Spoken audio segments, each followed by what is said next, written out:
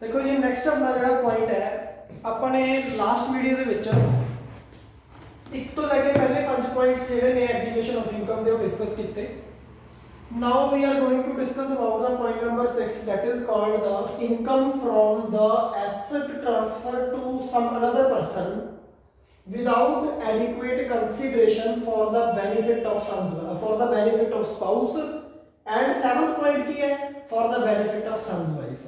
जिमें अपने चौथे ते पंजवें पॉइंट ਦੇ ਵਿੱਚ ਸੀਗਾ सिमिलरली ਹੁਣ ਇੱਥੇ ਹੁਣ देखो इंडियन मेंटालिटी पहला की होया पॉइंट नंबर 4 ਤੇ पॉइंट नंबर 5 ਦੇ ਵਿੱਚ ਆਪਾਂ ਵਿਦਆਊਟ ਐਡਿਕੁਏਟ ਕੰਸੀਡਰੇਸ਼ਨ ਜਿਹੜੀ ਪ੍ਰਾਪਰਟੀ ਹੈ ਉਹ ਕਿਹਨੂੰ ਦੇ ਰਹੇ ਸੀਗੇ ਸਿੱਧਾ ਡਾਇਰੈਕਟ ਸਪਾਊਸ ਨੂੰ ਤੇ ਸਨਸ ਵਾਈਫ ਨੂੰ। ਬਟ ਜਦੋਂ ਇਹ ਪੁਆਇੰਟ ਦੇ ਖਿਲਾਫ ਫੈਸਲਾ ਹੋ ਗਿਆ ਵੀ ਇਹ ਪੁਆਇੰਟ ਦੇ ਵਿੱਚੋਂ ਇਨਕਮ ਟ੍ਰਾਂਸਫਰਰ ਦੀ ਮੰਨੀ ਜਾਊਗੀ ਤਾਂ ਉਹਨਾਂ ਨੇ ਕੀ ਕੀਤਾ ਇੱਕ ਅਨਦਰ ਪੁਆਇੰਟ ਕ੍ਰੀਏਟ ਕਰ ਲਿਆ। ਕਹਿੰਦੇ ਕੋਈ ਗੱਲ ਨਹੀਂ ਜਿਹੜੀ ਅਸੀਂ ਐਸੈਟ ਟ੍ਰਾਂਸਫਰ ਕਰ ਰਹੇ ਹਾਂ ਉਹ ਵਿਦਆਊਟ ਐਡਿਕੁਏਟ ਕੰਸੀਡਰੇਸ਼ਨ ਕਿਸੇ ਹੋਰ ਬੰਦੇ ਨੂੰ ਕਰ ਦਿੰਦੇ ਆ। ਵਾਈਫ ਨੂੰ ਨਹੀਂ ਕਰਦੇ, ਸਪਾਊਸ ਨੂੰ ਨਹੀਂ ਕਰਦੇ, ਸਨਸ ਵਾਈਫ ਨੂੰ ਨਹੀਂ ਕਰਦੇ, ਅਸੀਂ ਕਿਸੇ ਹੋਰ ਪਰਸਨ ਨੂੰ ਟ੍ਰਾਂਸਫਰ ਕਰ ਦਿੰਦੇ ਆ। चलो वो कहते जी असि ये जी एसेट है this asset has been transferred to some other person किदे बेनिफिट वास्ते और उस बंदे ने इंस्ट्रक्शन देती कि जेडी असि तेनु एसेट ट्रांसफर कीती है उस एसेट तो जो तेनु इनकम आऊगी that income is for the benefit of spouse. वो इनकम किनु देती तू मेरी वाइफ ਨੂੰ देती। गल समझ गए ਤਾਂ मतलब कि ट्विस्ट लेके आए स्टोरी ਦੇ ਵਿੱਚ ਉਹਦੇ ਵਿੱਚ ਉਹਨਾਂ ਨੇ ਕਿਹਾ ਵੀ ਡਾਇਰੈਕਟਲੀ ਐਸੈਟ ਟ੍ਰਾਂਸਫਰ ਕੀਤੀ ਗਈ ਸੀ ਸਪਾਊਸ ਨੂੰ ਵਿਦਆਊਟ ਐਡਿਕੁਏਟ ਕੰਸੀਡਰੇਸ਼ਨ।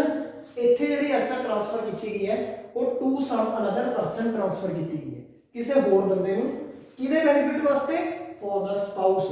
ਔਰ ਉਹਨੂੰ ਨਾਲ ਕਹਿ ਦਿੱਤਾ ਗਿਆ ਕਿ ਇਸ ਐਸੈਟ ਨੂੰ ਮੈਂ ਤੈਨੂੰ monetary adequate without monetary adequate consideration ਤੋਂ ਐਸੈਟ ਦੇ ਰਹੇ ਹਾਂ ਔਰ ਉਸ ਐਸੈਟ ਤੋਂ ਜੋ ਬੈਨੀਫਿਟ ਹੋਊਗਾ ਜੋ ਇਨਕਮ ਹੋਊਗੀ that income is for the benefit of spouse. ਤਾਂ ਹੁਣ ਇੰਟੈਂਸ਼ਨ ਕੀ ਸੀ ਟੈਕਸ ਦੀ ਚੋਰੀ ਕਰਨਾ, ਟੈਕਸ ਦੀ ਇਵੇਜ਼ਨ ਕਰਨਾ। ਇਨਕਮ ਟੈਕਸ ਵਾਲੇ ਕਹਿਣਗੇ no cheating you have to pay the tax on that income. So ਉਹਨੂੰ ਉਸ ਇਨਕਮ ਦੇ ਉੱਤੇ ਖੁਦ ਟੈਕਸ ਭਰਨਾ ਹੋਊਗਾ। ਤਾਂ ਜਿਹੜੀ ਇਨਕਮ ਮਿਸਿਸ ਸਪਾਊਸ ਦੀ ਸਪਾਊਸ ਦੀ ਹੋਊਗੀ that income will be considered as the income of transferor who has transferred that asset to some another person for the benefit of spouse without adequate consideration। गल समझ आ गई। Example for example कहते Mr A and here is Mrs A विचकार एक person बैठा है mister x. Mister A ने मिस्टर एक्स ਨੂੰ ਕਿਹਾ ਕਿ ਮੈਂ ਤੈਨੂੰ ਆਪਣੀ कोई हाउस प्रॉपर्टी जो है वो ट्रांसफर कर रहे हैं। ठीक है, मैं ਤੈਨੂੰ अपनी कोई हाउस प्रॉपर्टी ट्रांसफर कर रहे हैं तो मैंने ਉਹਦੇ ਬਦਲੇ ਵਿੱਚ ਕੁਝ ਨਾ ਦੇ विदाउट ਮੋਨਿਟਰੀ ਐਡਿਕੁਏਟ ਕੰਸੀਡਰੇਸ਼ਨ। ਜਾਂ ਫਿਰ ਇਹ ਕਹਤਾ ਕਿ ਮੈਂ ਤੈਨੂੰ 1 ਕਰੋੜ ਵਾਲੀ ਪ੍ਰਾਪਰਟੀ 1 ਲੱਖ ਰੁਪਏ ਦੇ ਵਿੱਚ ਦੇ ਰਿਹਾ ਕਿ ਇਹ ਕਿੱਥੋਂ ਦਾ monetary adequate consideration adequate consideration is not there. ਤਾਂ ਇਸ ਕਰਕੇ without monetary adequate consideration asset ਜਿਹੜੀ ਹੈ ਉਹ ਕੀ ਹੈ ਉਸਨੇ ਟ੍ਰਾਂਸਫਰ ਕਰਤੀ ਟੂ ਮਿਸਟਰ ਐਕਸ ਔਰ ਉਹਨੂੰ ਕਹਤਾ ਕਿ ਜੋ ਇਸ ਐਸੈਟ ਤੋਂ ਇਨਕਮ ਹੋਊਗੀ ਇਹ ਐਸੈਟ ਜਿਹੜੀ ਹੈ ਉਹ ਟ੍ਰਾਂਸਫਰ ਕਰ ਦੂਗਾ ਮਿਸਿਸ ਏ। ਹੁਣ ਇਨਡਾਇਰੈਕਟਲੀ ਉਹਨੇ ਇੱਕ ਬੰਦੇ ਦੇ ਥਰੂ एसेट डायरेक्टली अपनी किनु ट्रांसफर करती मिसिस ए नु और विदाउट एडिक्वेट कंसीडरेशन किसी अनदर बंदे दे थ्रू ताकि जो उस प्रॉपर्टी तो इनकम होनी सी मिसिस मिस्टर ए नु वो इनकम मिसिस ए नु हो जे इनडायरेक्टली। उन्हें पिछले पॉइंट दे विच थोड़ा जिहा ट्विस्ट लिया के ये चीज क्रिएट कीती तो इनकम टैक्स वाले ने कहा no cheating Mrs A no cheating this income is of Mr. A and this income belongs to Mr. A. Mr. A himself has to pay the tax on that income arising from the house property that has been transferred to Mr. X for the benefit of Mr. A, Mrs. A। गल समझ आ गई। तो इस तरीके के नाल ये अपना केड़ा पॉइंट है जी 6th पॉइंट है। ठीक है, नेक्स्ट अपने कोल पॉइंट है income from the asset transfer to another person without adequate consideration for the benefit of son's wife। ਹੁਣ ਸੇਮ ਹੈ ਉਰੇ ਬਸ ਮਿਸਿਸ A ਦੀ ਥਾਂ ਤੇ ਉਰੇ ਆਪਾਂ ਲਿਖਾਂਗੇ ਮਿਸਿਸ X ਨਹੀਂ ਮਿਸਿਸ C ਮਿਸਿਸ C ਯਾਨੀ ਕਿ she is the son's wife ਲਿਖ ਦੋਗੇ ਬ੍ਰੈਕਟ ਦੇ ਵਿੱਚ ਲਿਖ ਦੋਗੇ ਐਗਜ਼ਾਮ ਦੇ ਵਿੱਚ son's wife। ਗੱਲ ਸਮਝ ਗਏ ਨਾ। ਤਾਂ ਇਸ ਤਰੀਕੇ ਦੇ ਨਾਲ ਬਾਕੀ ਸਾਰੀ ਡਿਸਕਸ਼ਨ ਸੇਮ ਹੈ ਸਿੰਪਲੀ ਆਪਾਂ ਨੇ ਬਸ ਇਸ ਕੇਸ ਦੇ ਵਿੱਚ ਕੀ ਹੈ ਮਿਸਟਰ ਏ ਦੇ ਨਾਲ ਆਪਾਂ ਉਹਦੀ ਪੁੱਤਰ ਵਧੂ ਯਾਨੀ ਕਿ ਮਿਸਿਸ ਸੀ ਲੈ ਕੇ ਆਉਂਦੀ ਹੈ ਸਨਸ ਵਾਈਫ ਲੈ ਕੇ ਆਉਂਦੀ ਹੈ ਗੱਲ ਸਮਝ ਗਏ ਨਾ ਤਾਂ ਇਸ ਤਰੀਕੇ ਦੇ ਨਾਲ 6th ਤੋਂ 7th ਪੁਆਇੰਟ ਆਪਣਾ ਕਵਰ ਹੋ ਗਿਆ ਠੀਕ ਹੈ ਬਿਲਕੁਲ same as it is discussion ਆਪਣੀ ਇਸ ਦੀ ਨੈਕਸਟ ਆਪਣੇ ਕੋਲ ਪੁਆਇੰਟ ਹੈ ਇਹਦੇ ਵਿੱਚ income from the asset transferred without adequate consideration in business ਕਹਿੰਦੇ ਜੀ ਦੇਖੋ ਸਪੋਜ਼ ਕਰੋ ਆਪਾਂ ਨੇ ਕੀ ਕੀਤਾ ਇਹਦੇ ਇਸ ਕੇਸ ਦੇ ਵਿੱਚ ਧਿਆਨ ਨਾਲ ਦੇਖੋ income from the asset transferred without adequate consideration ਹੁਣ ਦੇਖੋ ਮਿਸਟਰ ਏ ਹੈ ਇੱਕ ਹੈ ਜੀ ਮਿਸਿਸ ਏ ਠੀਕ ਹੈ ਮਿਸਟਰ ਏ ਐਂਡ ਮਿਸਿਸ ਏ ਕੀ ਕਰ ਰਹੀ ਹੈ ਇੱਕ ਪਾਰਟਨਰਸ਼ਿਪ ਬਿਜ਼ਨਸ ਦੇ ਵਿੱਚ ਕਿਸੇ ਨਾਲ ਐਗਰੀਮੈਂਟ ਕਰ ਰਹੀ ਹੈ ਗੱਲ ਸਮਝ ਗਏ Mrs A is making an agreement with someone else in a partnership firm ਦੇ ਵਿੱਚ ਐਗਰੀਮੈਂਟ ਕਰ ਰਹੀ ਹੈ ਹੁਣ ਇਹਦੇ ਕੋਲ ਤਾਂ ਕੋਈ ਪੈਸਾ ਹੈ ਨਹੀਂ ਮਿਸਟਰ ਏ ਨੇ ਕੀ ਕੀਤਾ ਆਪਣੀ ਇੱਕ ਐਸੈਟ ਕੁਝ ਪੈਸੇ ਮਿਸਿਸ ਏ ਨੂੰ ਦਿੱਤੇ ਐਸੈਟ ਦੇ ਕੇ ਇੱਕ ਕੁਝ ਪੈਸੇ ਦਿੱਤੇ ਚਲੋ ਪੈਸਿਆਂ ਵਾਲਾ ਮੈਟਰ ਤਾਂ ਅੱਡ ਰਹਿ ਗਿਆ ਜੇ ਪੈਸੇ ਦਿੱਤੇ ਤਾਂ ਉਹਨੇ ਆਪਣੀ ਵਾਈਫ ਨੂੰ ਪੈਸੇ ਦਿੱਤੇ ਉਹਤੇ ਟੈਕਸ ਤਾਂ ਮਿਸਟਰ ਏ ਨੂੰ ਹੀ ਭਰਨਾ ਪਊਗਾ ਐਸੈਟ ਤੋਂ ਬਚਾਉਣ ਵਾਸਤੇ ਮਿਸਟਰ ਏ ਨੇ ਆਪਣੀ 20 ਲੱਖ ਰੁਪਏ ਦੀ ਐਸੈਟ ਜਿਹੜੀ ਹੈ ਉਹ ਨੂੰ ਦਿੱਤੀ ਮਿਸਿਸ ਏ ਨੂੰ ਦਿੱਤੀ ਐਂਡ ਮਿਸਿਸ ਏ ਨੇ ਉਸ ਐਸੈਟ ਨੂੰ ਆਪਣੇ ਹਿੱਸੇ ਦੇ ਤੌਰ ਤੇ ਉਸ ਪਾਰਟਨਰਸ਼ਿਪ ਫਰਮ ਦੇ ਵਿੱਚ ਲਗਾਤਾ ਮੈਂ ਜਿਹੜੀ ਇੱਥੇ ਗੱਲ ਕਰ ਰਿਹਾ ਉਹ ਇਨਕਮ ਦੀ ਗੱਲ ਨਹੀਂ ਕਰ ਰਿਹਾ ਮੈਂ ਗੱਲ ਕਰ ਰਿਹਾ ਐਸੈਟ ਟ੍ਰਾਂਸਫਰ ਦੀ ਔਰ ਉਸ ਐਸੈਟ ਤੋਂ ਹੋਣ ਵਾਲੀ ਇਨਕਮ ਦੀ ਤਾਂ ਦੇਖੋ ਪੁਆਇੰਟ ਦਾ ਨਾਮ ਕੀ ਹੈ income from the asset transfer ਜੋ ਐਸੈਟ ਟ੍ਰਾਂਸਫਰ ਕੀਤੀ ਗਈ ਹੈ ਉਸ ਤੋਂ ਹੋਣ ਵਾਲੀ ਇਨਕਮ ਦੀ ਗੱਲ ਸਮਝ ਗਏ without adequate consideration in business ਦੇਖੋ ਜਿਹੜਾ ਮਿਸਟਰ ਏ ਹੈ ਉਸਨੇ 20 ਲੱਖ ਰੁਪਏ ਦੀ ਪ੍ਰਾਪਰਟੀ ਨੋ ਕੰਸੀਡਰੇਸ਼ਨ ਤੇ ਯਾਨੀ ਕਿ ਨੋ ਕੰਸੀਡਰੇਸ਼ਨ ਨੋ ਕੰਟਰੈਕਟ ਪਤਾ ਹੈ ਆਪਾਂ ਨੂੰ ਇਹ ਨੋ ਕੰਸੀਡਰੇਸ਼ਨ ਨੋ ਕੰਟਰੈਕਟ ਜੇ ਵਿਦਆਊਟ ਕੰਸੀਡਰੇਸ਼ਨ ਜਾਂ without adequate monetary consideration Mr A ਨੇ ਪ੍ਰਾਪਰਟੀ ਮਿਸਿਸ ਏ ਨੂੰ ਦੇਤੀ ਤਾਂ ਇਹਦਾ ਮਤਲਬ ਉਹ ਪ੍ਰਾਪਰਟੀ ਹਜੇ ਵੀ ਕਿਹਦੀ ਹੈ ਮਿਸਟਰ ਏ ਦੀ ਹੈ ਪਰ ਉਹਨੇ ਕਿਤਾਬਾਂ 'ਚ ਕੀ ਕਰਤਾ ਮਿਸਿਸ ਏ ਦੀ ਸ਼ੋਅ ਕਰਤੀ ਠੀਕ ਹੈ ਜੀ ਹੁਣ ਉਹ 20 ਲੱਖ ਰੁਪਏ ਦੀ ਪ੍ਰਾਪਰਟੀ ਮਿਸਿਸ ਏ ਦੀ ਹੈ ਔਰ ਮਿਸਿਸ ਏ ਨੇ ਉਹ ਪਾਰਟਨਰਸ਼ਿਪ ਬਿਜ਼ਨਸ ਦੇ ਵਿੱਚ ਆਪਣੇ ਸ਼ੇਅਰ ਦੇ ਤੌਰ ਤੇ ਕੀ ਕਰਤੀ ਇਨਵੈਸਟ ਕਰਤੀ ਠੀਕ ਹੈ ਮਿਸਿਸ ਏ ਕੋਲ 10 ਲੱਖ ਰੁਪਏ ਆਲਰੇਡੀ ਪਿਆ ਸੀ 20 ਲੱਖ ਰੁਪਏ ਹੋ ਗਿਆ ਟੋਟਲ 30 ਲੱਖ ਰੁਪਏ ਦੀ ਇਨਵੈਸਟਮੈਂਟ ਉਸਨੇ ਉਸ ਪਾਰਟਨਰਸ਼ਿਪ ਫਰਮ ਦੇ ਵਿੱਚ ਕਰ ਦਿੱਤੀ ਗੱਲ ਸਮਝ ਗਏ ਔਰ ਦੋ ਪਾਰਟਨਰ ਸੀ ਇੱਕ ਮਿਸਿਸ ਏ ठीक है एक मिसिस ए है एक अनदर पर्सन है एक मिसिस एक्स है दो पार्टनर ने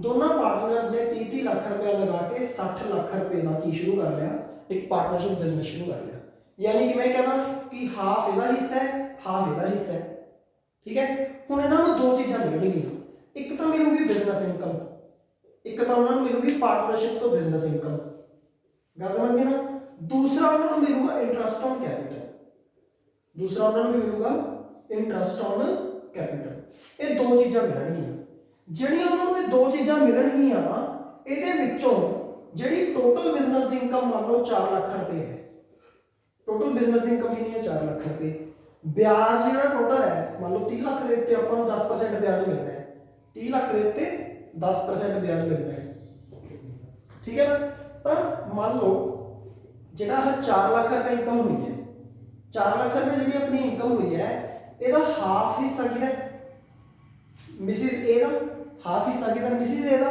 ਹਾਫ ਹਿੱਸਾ ਕਿਹਦਾ ਮਿਸਿਸ ਐਕਸ ਦਾ ਇਹਦਾ ਮਤਲਬ ਮਿਸਿਸ ਏ ਨੂੰ ਆਪਦੇ ਹਿੱਸੇ ਦੇ ਲਈ 2 ਲੱਖ ਰੁਪਏ ਮਿਲ ਗਿਆ ਠੀਕ ਹੈ ਨਾ ਉਹਨੂੰ ਉਹਦੇ ਹਿੱਸੇ ਦਾ ਕਿੰਨਾ ਮਿਲ ਗਿਆ 2 ਲੱਖ ਰੁਪਏ ਮਿਲ ਗਿਆ ਇੰਟਰਸਟ ਔਨ ਕੈਪੀਟਲ ਦਾ ਵਿਆਜ ਉਹਨੂੰ ਕਿੰਨਾ ਮਿਲ ਗਿਆ ਟੋਟਲ 3 ਲੱਖ ਰੁਪਏ ਕਿਉਂਕਿ 30 ਲੱਖ ਦਾ 10% ਕਿੰਨਾ ਹੁੰਦਾ ਹੈ 3 ਲੱਖ ਰੁਪਏ ਗੱਲ ਸਮਝ ਆ ਗਈ ਹੁਣ ਆਪਾਂ ਕੀ ਕਰਾਂਗੇ ਦੇਖੋ ਆ ਜਿਹੜਾ 20 ਲੱਖ ਰੁਪਏ ਮਿਲਿਆ ਇਹ ਕਾਹਦੇ ਕਰਕੇ ਮਿਲਿਆ ਇਹ 30 ਲੱਖ ਰੁਪਏ ਕਰਕੇ ਮਿਲਿਆ ਠੀਕ ਹੈ ਪਰ ਇਹਦੇ ਵਿੱਚੋਂ ਅਗਰ ਆਪਾਂ ਦੇਖੀਏ ਇਹਦੇ ਵਿੱਚੋਂ 20 ਲੱਖ ਰੁਪਏ ਕਿਹਦਾ ਮਿਸਟਰ ਏ ਦਾ 10 ਲੱਖ ਰੁਪਏ ਕਿਹਦਾ ਮਿਸਿਸ ਏ ਦਾ ਠੀਕ ਹੈ ਨਾ 10 ਲੱਖ ਰੁਪਏ ਕਿਹਦਾ ਮਿਸਿਸ ਏ ਦਾ ਇਹਦਾ ਮਤਲਬ ਹੈ ਕਹਿੰਦਾ ਕਿ ਇਹਦੇ ਵਿੱਚ ਇਸ ਹਿੱਸੇ ਦੇ ਵਿੱਚ ਵੀ ਏ ਤੇ ਮਿਸਿਸ ਏ ਤੇ ਮਿਸਟਰ ਏ ਦਾ 2:1 ਦੀ ਰੇਸ਼ੋ ਵਿੱਚ ਹਿੱਸਾ ਲੱਗਿਆ ਹੋਇਆ ਠੀਕ ਹੈ ਨਾ ਕਿਉਂਕਿ ਇਸ ਪੁਆਇੰਟ ਦੇ accordingly without adequate monetary consideration है, इस करके जो मिस्टर ए ने पैसे ਇਹਨੂੰ ਦਿੱਤੇ ਆ ਵਿਦਾਊਟ ਐਡਿਕੁਏਟ ਕੰਸੀਡਰੇਸ਼ਨ, ਉਹਦਾ ਜਿਹੜਾ ਹਿੱਸਾ ਹੋਊਗਾ ਉਹ ਕਿਹਦਾ ਮੰਨਿਆ ਜਾਊਗਾ, ਮਿਸਟਰ ਏ ਦਾ ਕੰਸੀਡਰ ਕੀਤਾ ਜਾਊਗਾ, ਨਾ ਕਿ ਮਿਸਿਸ ਏ ਦਾ। ਗੱਲ ਸਮਝ ਆ ਗਈ। ਇਸ ਕਰਕੇ ਜਿਹੜਾ 20 ਲੱਖ ਰੁਪਇਆ ਮਿਸਿਸ ਏ ਨੂੰ ਉਹਨੇ ਵਿਦਾਊਟ ਐਡਿਕੁਏਟ ਕੰਸੀਡਰੇਸ਼ਨ ਟ੍ਰਾਂਸਫਰ ਕੀਤਾ ਸੀ, ਉਹ ਆਪਣੇ ਕੋਲ ਹੁਣ 2:1 ਦੀ ਰੇਸ਼ੋ 'ਚ ਬਣ ਗਿਆ, ਔਰ ਇੱਥੇ ਆਪਾਂ ਲਿਖਾਂਗੇ 2/3 ਜਿਹੜਾ ਇਸ ਦਾ ਪ੍ਰੋਫਿਟ ਦਾ ਪਾਰਟ ਹੋਊਗਾ, that income belongs to Mr. A। ਗੱਲ ਸਮਝ ਆ ਗਈ। that income belongs to Mr. A and 3 lakh ਰੁਪਏ ਦਾ ਵੀ 2/3 ਹਿੱਸਾ यानी कि 2 ਲੱਖ ਰੁਪਇਆ ਕਿਹਦਾ ਹੋਊਗਾ, ਇਹ ਮਿਸਟਰ ਏ ਦਾ ਹੋਏਗਾ। ਤਾਂ ਇਟ ਮੀਨਸ ਕੀ ਹੈ, ਇਟ ਮੀਨਸ ਕੀ ਹੈ ਕਿ ਜੋ ਹਿੱਸਾ ਮਿਸਟਰ ਏ ਨੇ without adequate consideration Mrs B A ਨੂੰ ਦਿੱਤਾ ਹੈ, that income arising from that asset is the income of transfer। ਗੱਲ समझ गए, किहदी मन्नी जाऊगी, ट्रांसफरर दी इनकम मन्नी जाऊगी। वो तो क्लियर होगी। चाहे वो उन्हें विदाउट एडिक्वेट कंसीडरेशन डायरेक्टली अपनी वाइफ को ट्रांसफर करता, चाहे उसकी वाइफ ने वो अगे बिजनेस च इन्वेस्टमेंट करती। तो ये मेरी बुक के दो फार्मूलाज गिवन है, आप उन्होंने दो फार्मूलाज की गल करते हैं, ठीक है जी। तो आप उन्होंने दो फार्मूलाज को तैयार करते हैं, किमें बने वो फार्मूलाज। तो सब तो पहला तो मैं इस बिजनेस इनकम की गल करना है, बिजनेस इनकम, ठीक है। बिजनेस इनकम, बिजनेस इनकम का मतलब है बिजनेस इनकम की दी जेडी मिसिस ए दी बिजनेस इनकम की गल हो रही है, यानी कि डायरेक्टली वो इत्थे पहुंच गई। आप टोटल बिजनेस के हिस्से की टोटल प्रॉफिट की गल नहीं कर रहे, आप गल कर रहे हैं 2 लाख रुपया किहदा हिस्सा सी, ये मिसिस ए दा। मिसिस ए दे हिस्से की गल कर रहे हैं इत्थे, share of Mrs A into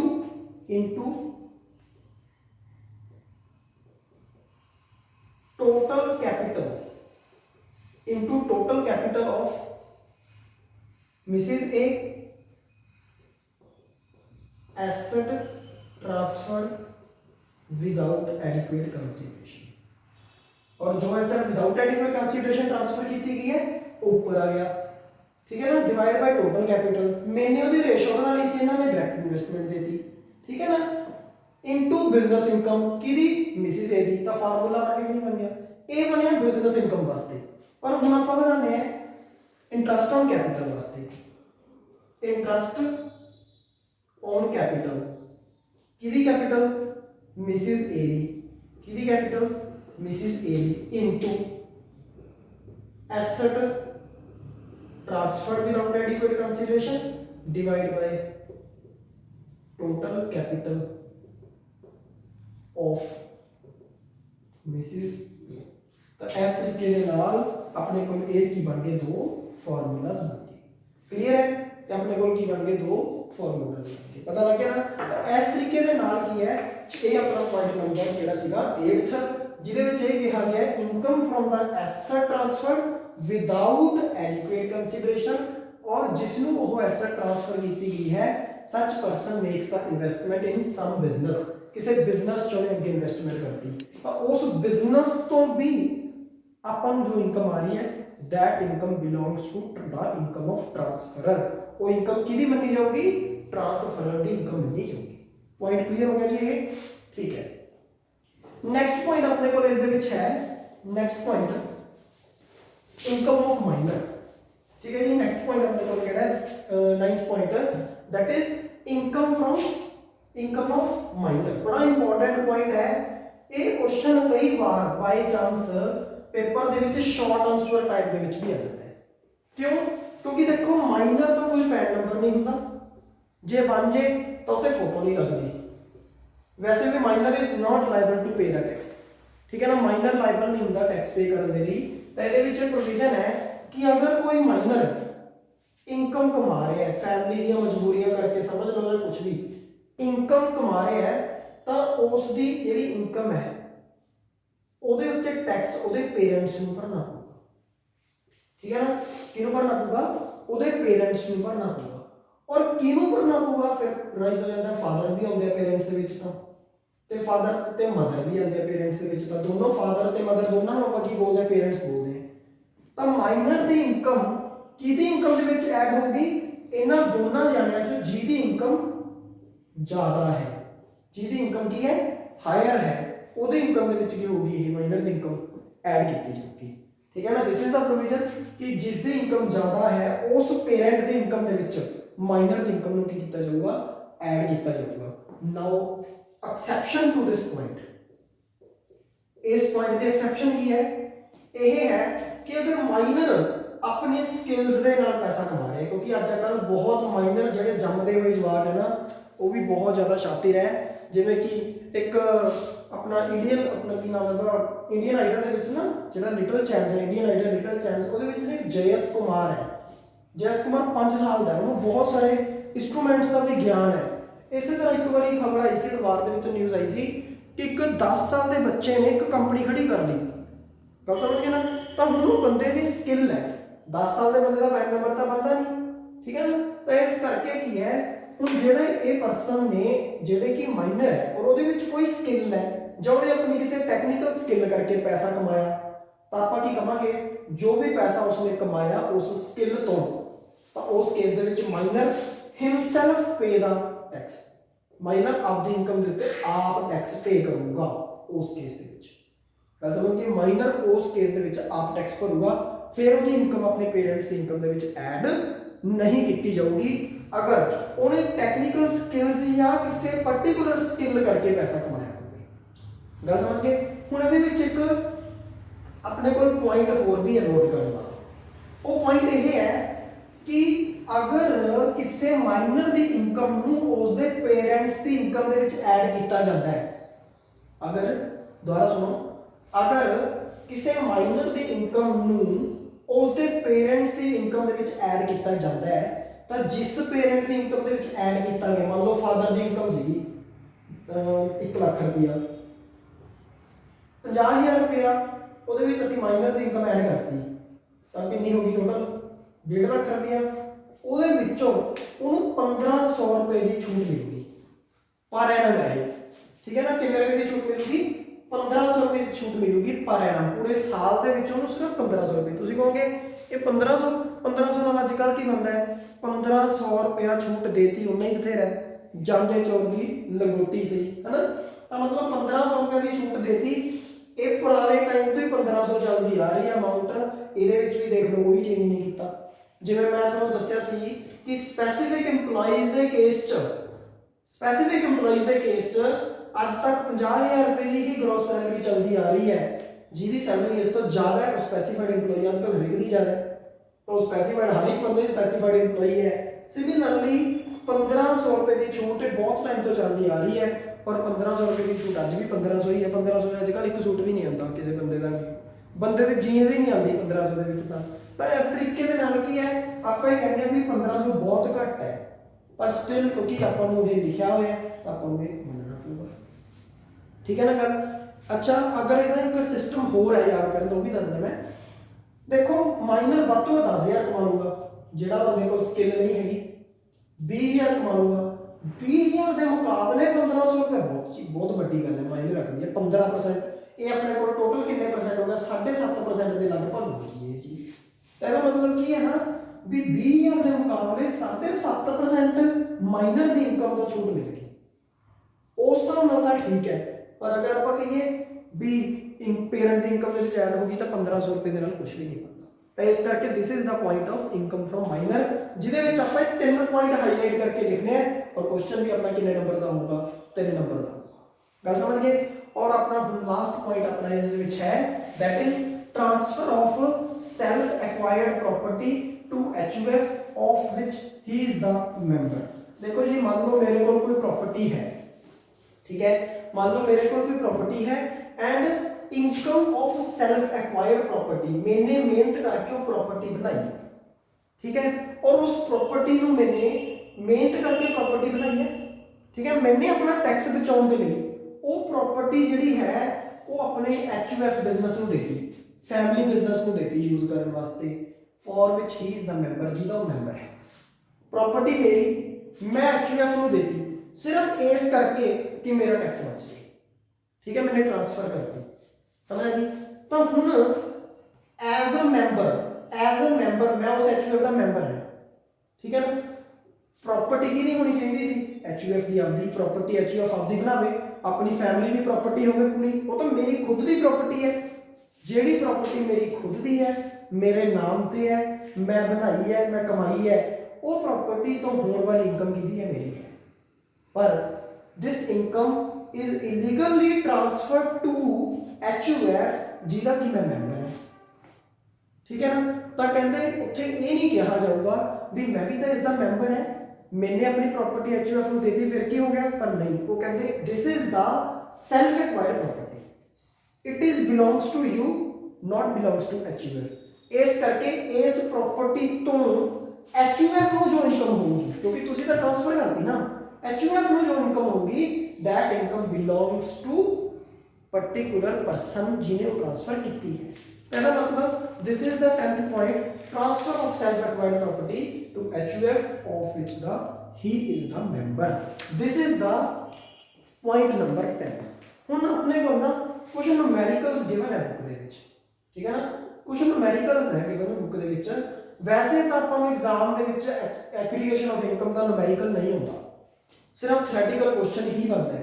पर क्योंकि अपनी बुक ਦੇ ਵਿੱਚ सिर्फ 2-3 क्वेश्चन ही है ਜਿਹੜੇ ਐਗਰੀਗੇਸ਼ਨ ਦੇ ਹੈ, ठीक है, तो वो जस्ट एक रीडिंग वाले क्वेश्चन ही है, कोई खास क्वेश्चन जी नहीं है।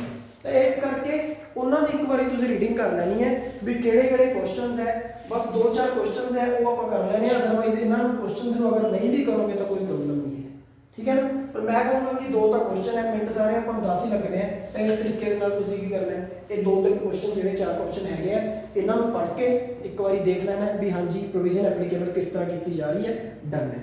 अदरवाइज मेरे पॉइंट ऑफ व्यू तो ਤੁਹਾਨੂੰ ਸਿਰਫ ਇੱਕ ਥਿਓਰੈਟਿਕਲ क्वेश्चन अटेम्प्ट करवाना ਸੀਗਾ, थ्योरेटिकल क्वेश्चन करवाना सी, क्योंकि न्यूमेरिकल ਆਪਾਂ ਬਾਕੀ ਸਾਰੇ ਚੈप्टर्स ਦੇ ਵੀ ਕਰ ਚੁੱਕੇ, ठीक है ना। तो ये चैप्टर ਦੇ ਕੋਈ ਖਾਸ ਇੰਨੇ न्यूमेरिकल नहीं ਹਨ, ਤਾਂ ਇਸ ਕਰਕੇ ਆਪਣਾ ਇਹ ਚੈप्टर ਜਿਹੜਾ ਹੈਗਾ ਉਹ ਇੱਥੇ ਹੀ ਕੰਪਲੀਟ ਹੁੰਦਾ ਹੈ। पर स्टिल इस चैप्टर में एक छोटा जिहा इंपॉर्टेंट क्वेश्चन, बहुत इंपॉर्टेंट क्वेश्चन ਜਿਹੜਾ ਹੈ पेंडिंग है, दैट इज डीम्ड इनकम। ਉਹਨੂੰ ਆਪਾਂ ਕੀ ਕਰਾਂਗੇ ਨੈਕਸਟ ਵੀਡੀਓ ਦੇ ਵਿੱਚ ਡਿਸਕਸ ਕਰਾਂਗੇ, दैट इज डीम्ड इनकम ਜਿਹੜਾ क्वेश्चन है, ਇਸ ਨੂੰ ਆਪਾਂ ਕੀ ਕਰਾਂਗੇ ਨੈਕਸਟ ਵੀਡੀਓ ਦੇ ਵਿੱਚ ਡਿਸਕਸ ਕਰਾਂਗੇ। Thank you.